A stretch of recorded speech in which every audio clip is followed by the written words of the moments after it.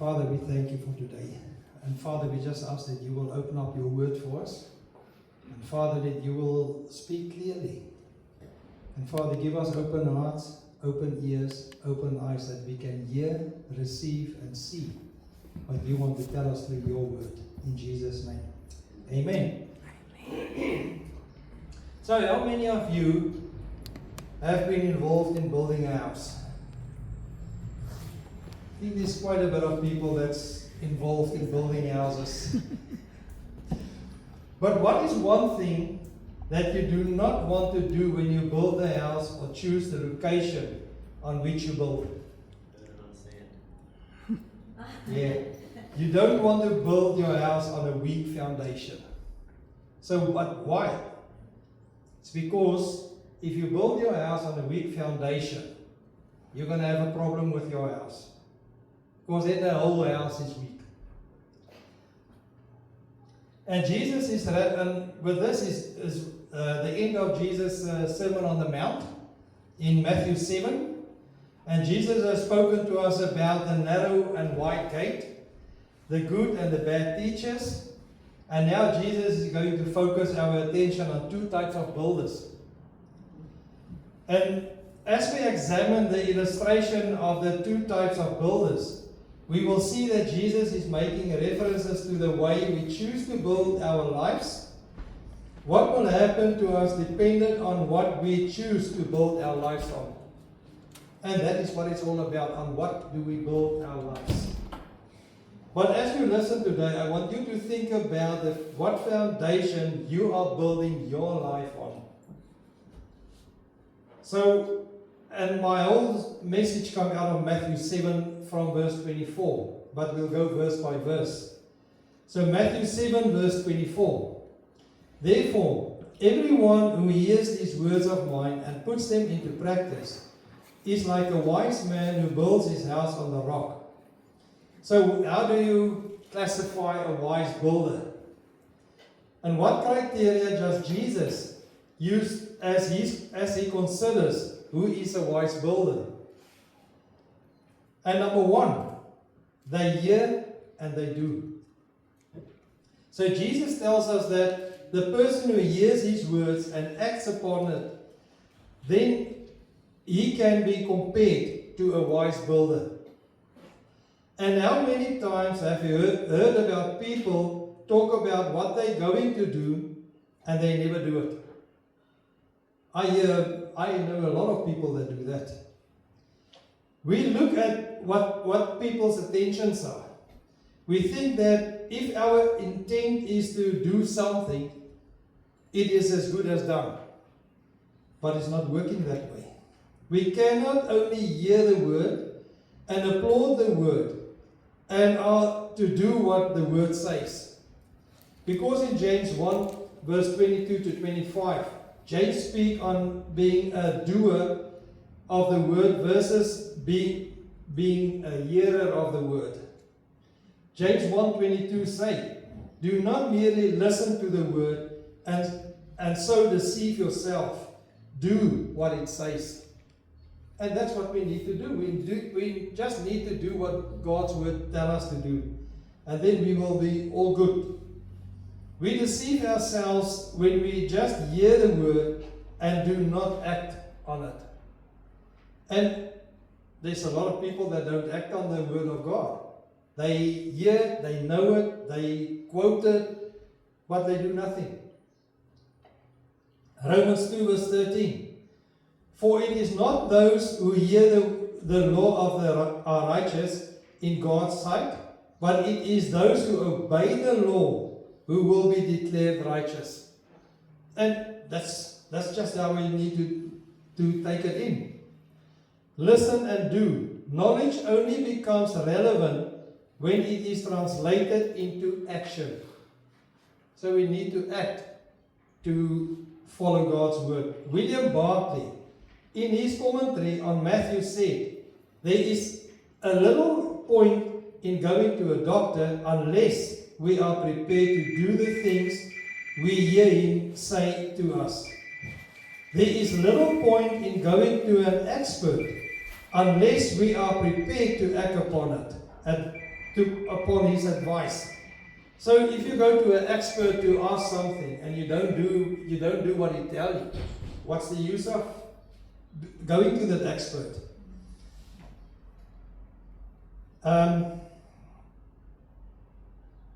And yet there are thousands of people who listen to the teachings of Jesus every Sunday and who have a very good knowledge of what Jesus taught, and who yet make little or no deliberate attempt to put it into practice.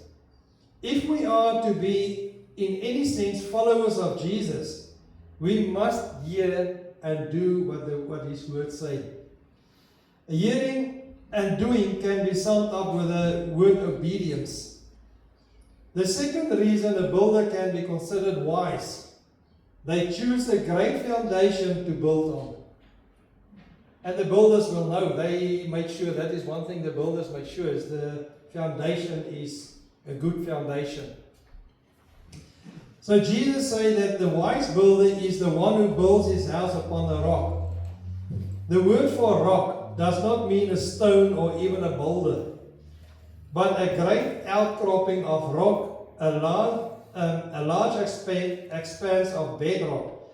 It is solid, stable, and unmovable. Sand, by contrast, is loose, unstable, and extremely movable. The land agents selling lots on the sand are the false prophets Jesus has just warned us about in Matthew 17, verse 15 to 20.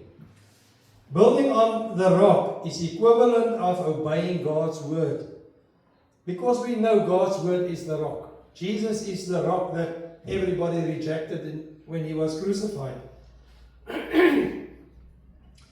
What is the rock that we are building upon? If we are going to be a wise builder, is it the word of God? And that is the only rock that we can build on. Our lives is on the word of God. If we are building our lives on the word of God, then we are also building our lives on the rock of Jesus, because Jesus is our rock. This thought fits right in with what Jesus has already told us in this sermon. Remember when he said that not all who call Lord, Lord will enter the kingdom of God. That was going to happen to those who did not build their lives on the word of God. And that is, if you don't build your life on the word of God, you won't enter the kingdom of God, because he don't know you. 1 John 2 verse 4 and 6. Whoever says, I know him, but does not do what he commands, is a liar, and the truth is not in that person. But if anyone obeys his word, love for God is truly made complete in them. This is how we know we are in him. Whoever claims to live in him must live as Jesus did. And that's a hard thing to do, to live the way Jesus lived. Because we all get upset, we all get angry, and so when Jesus never get angry. So following and obeying God's word is likened to knowing Jesus and loving Jesus. In Matthew 7 verse 25, it says, the rain came down, the streams rose, and the winds blew and beat against that house. Yet it did not fall, because it had a foundation on the rock. So what's the benefit of being a wise builder? The picture that Jesus painted is a very graphic picture for those who were listening to him that day. In that area, in that time when Jesus gave this one, there were many sudden violent storms that would arise. The Jordan River would swell along with other mountain streams. The building materials of that days were not that good.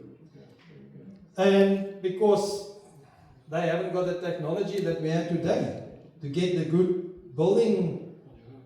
And one storm could wipe out a poorly constructed house. And that can happen today as well.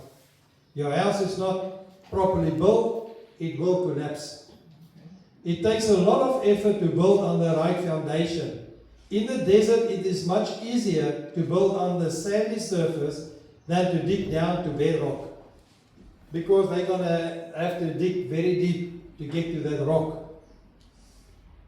Likewise, it is easier to listen to Jesus' words in Matthew 7 verse 26 than it is to obey him in verse 24. But that is the only way to lay a lasting foundation.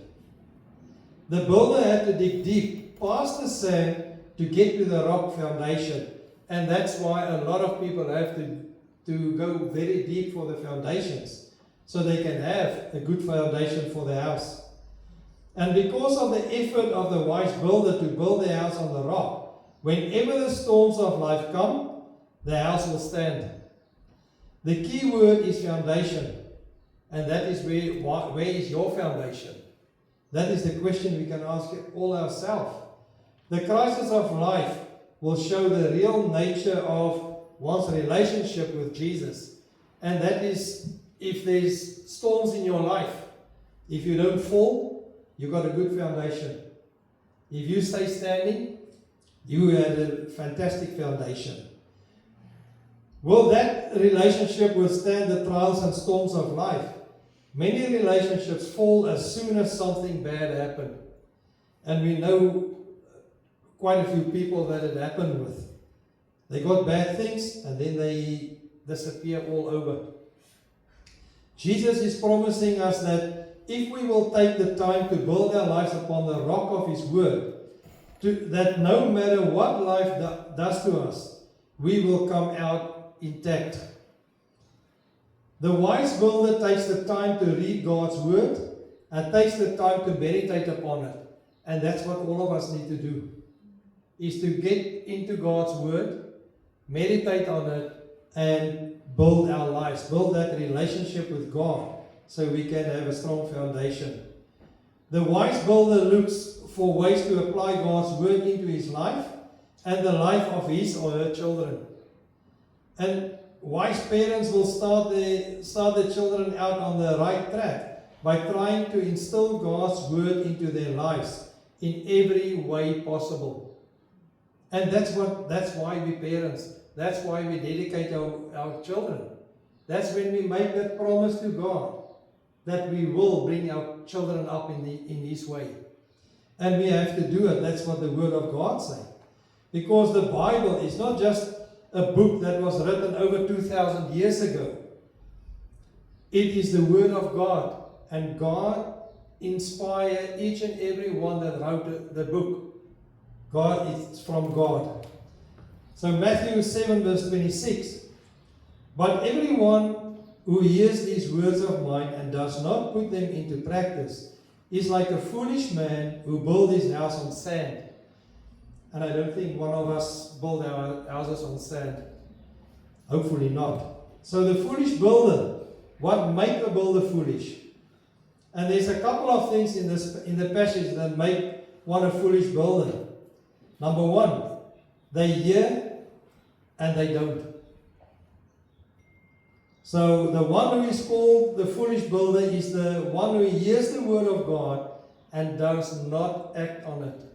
That does nothing about it. For them it's just, I hear something. And the foolish builder is short-sighted. They don't give a thought for tomorrow. Like the three little pigs. The one built his house with straw, other one with sticks, and the one with bricks. And the brick one was standing because the foundations was good. The foolish builder is trying to do what is easy and quick. And we get some builders like that. They want to do a quick job and it doesn't work out. Then it's a big mess. You have to do it again. So the knowledge of God and His truth is commendable, but not following God's obediently and live His truth is to be deceived. It is likened to have entered by the wide gate and to be walking on the broad way that leads to destruction. And if you build your house on sand, you are on your way to destruction. It is to have a house built upon the sand. The only validation we can ever have of salvation is a life of obedience. That is the only proof Scripture mentions of our being under the lordship of Jesus. The second thing that makes one a foolish builder is they choose a weak foundation to build on. Jesus says that person is building the house upon the sand. Building on the sand is like listening to heavenly instruction and going back to earthly pursuits. You hear what God says to do, but you keep on going back to your earthly ways. That is a foolish builder. A person is building their life on the sand when they build it upon the sand of human opinion instead of the will of God. And a lot of us, we still listen to other people's opinions, and we try to build our life on that. The sand is composed of human opinions, attitudes, and wills, which are always shifting and always unstable. And that is the truth. To build on sand is to build on self-will, self-fulfillment, self-purpose, self-sufficiency, and self-satisfaction, and self-righteousness. If you've got all that stuff, you're busy building on the sand.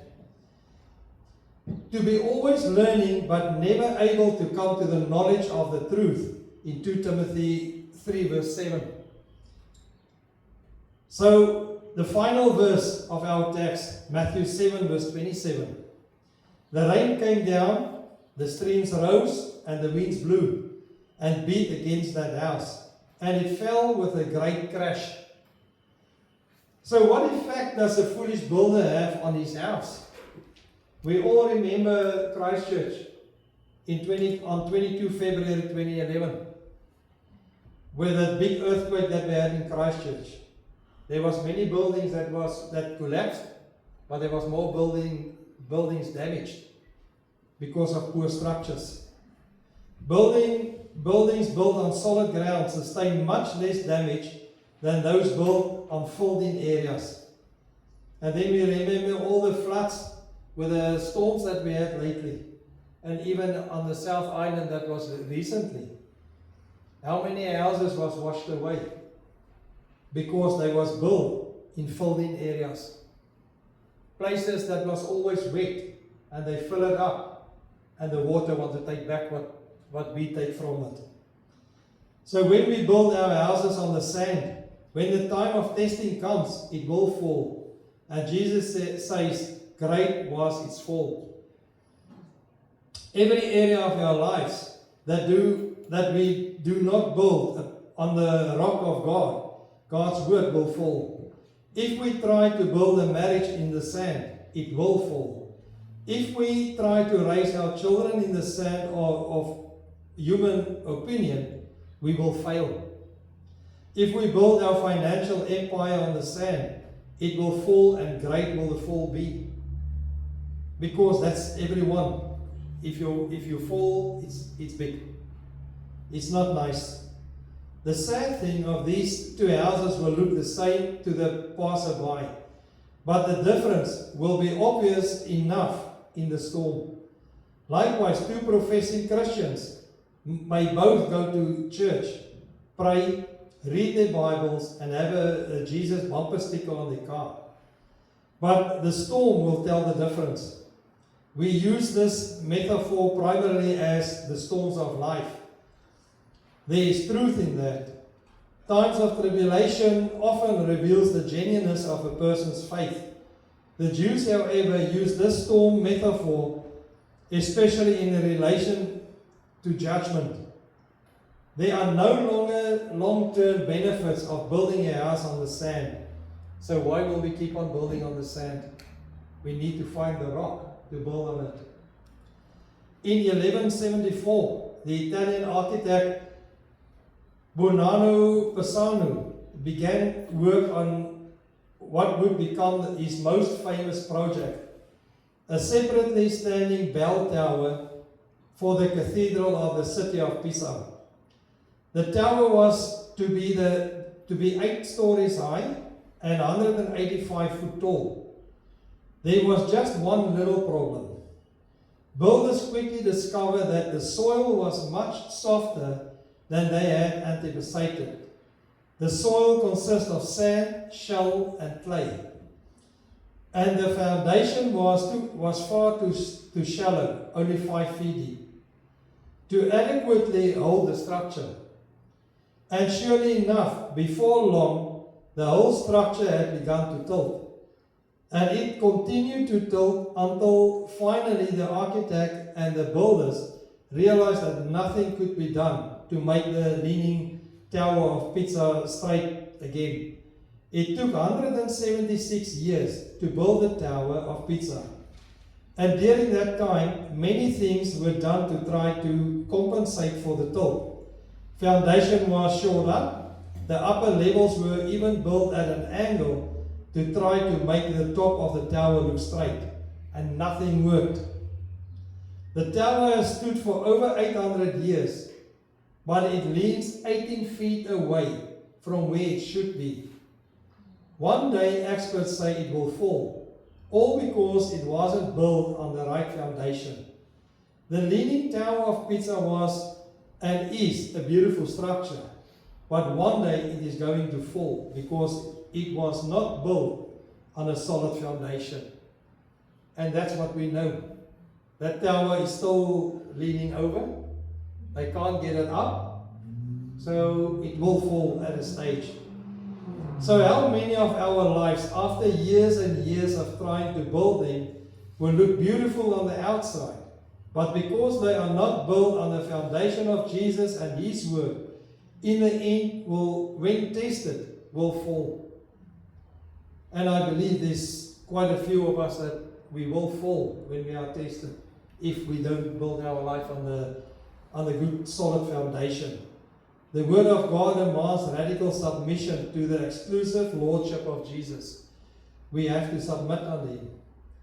I believe that as Jesus delivered the end of this great sermon, that He looked out among the crowd with a heavy heart over the ones whose life will fall apart.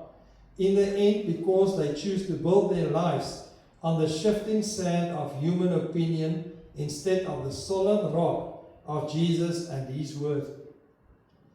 Where are you building your house? Are you laying a shallow foundation for your life? Or are you digging deep to make sure that your foundation is anchored on the rock?